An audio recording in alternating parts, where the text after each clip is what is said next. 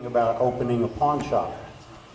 And they were on 12th Street in Kansas City, and they noticed a series of pawn shops, and they all had the three balls hanging down, the lamps in front of the pawn shops. And he said, you know, I could write a song with that pattern of those triplets like that, and he wrote the 12th Street Rag. And then he wrote the 11th Street Rag, which I don't know anybody that's ever heard it, and he wrote the 13th Street Rag. And these were all streets in Kansas City. And of course, the 12th Street Rag, while it was a rag, became a very, very well-known jazz tune and has endured for some time. New Orleans was the birthplace, as we all know, and there were some reasons for that. There was quite an influence of Creole, French, Spanish, Native American, Caribbean, and African cultures and styles and music in the city. And around 1900 is when things got very interesting. Buddy Bolden, who was born 1877, formed the jazz band around 1905, and around 1895. He had mental illness in 1906. He never recorded, but he was a phenomenal player according to all the people that heard him and listened to him in those days. But it was born about 20 years before it was ever recorded. And we'll play a tune for you right now from that period, written in 1902.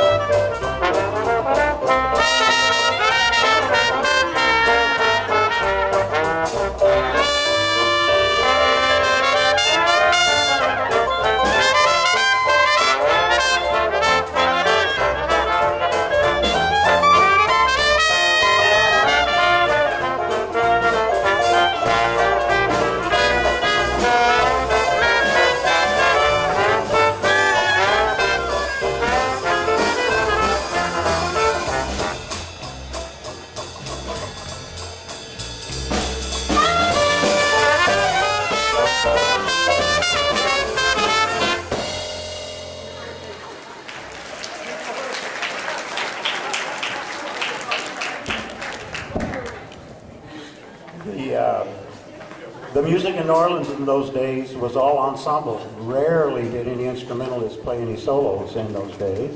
And of course, very often they had no piano because they were out on the street marching and on the sidewalk and playing in various parades and what have you. And as you can see, we have Madeline on banjo, and if you close your eyes and concentrate real hard, Danny will make his bass sound like a tuba. Because back in those days, of course, the bands all had tubas and banjos pretty much. But if you go back and look at photos from that period, you'll see cellos, you'll see violins, all types of different instruments in the bands of that period and of that era. And New Orleans was the focus till around 1910. And in around 1910, the migration gradually started from New Orleans, and it went to Kansas City and St. Louis and New York and LA, but primarily to Chicago. Most of the musicians headed for Chicago to get more work. The word jazz, interestingly enough, or J-A-S-S, the word jazz, first appeared in print in San Francisco in 1913. And in the paper there it said, jazz is a dance music full of pep and vigor. That's the way they described it, and the word kind of stuck. Now, in 1903, a year after Bill Bailey was written, off the coast of South Carolina, there was a dance created that became very popular and became all the rage. A small island near Charleston, and we're going to have some of the dancers come up and do the Charleston for you right now.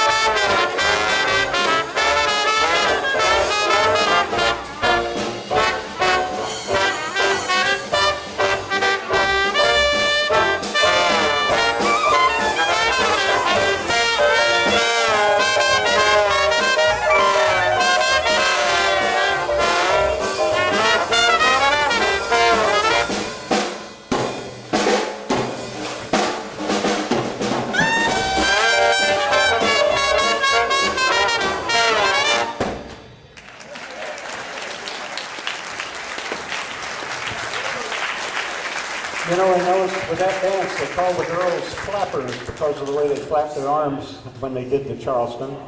And interestingly enough, in my hometown, Fort Worth, in 1925, Joan Crawford and Ginger Rogers entered a Charleston contest and won first and second place. And the following weekend, they went to Dallas, did the same thing, and it was the other way around. I forget which one won on which weekend. Of course, they were very young and nobody had ever heard of them in those days. In New York, there was a wonderful band and troy player named Freddie Kippert, and there was a band, and RCA Victor approached Freddie and said they would like to make a recording of the music he was playing. There had been no recording of jazz till that time. He refused because he didn't want other trumpet players to copy his licks.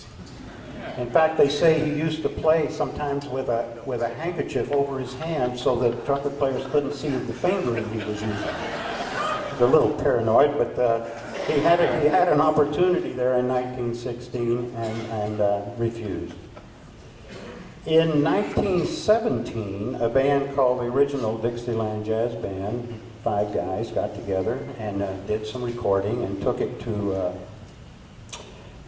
Columbia and had them listen to it, and Columbia rejected it, said it was too uninhibited and barbaric, and they refused to,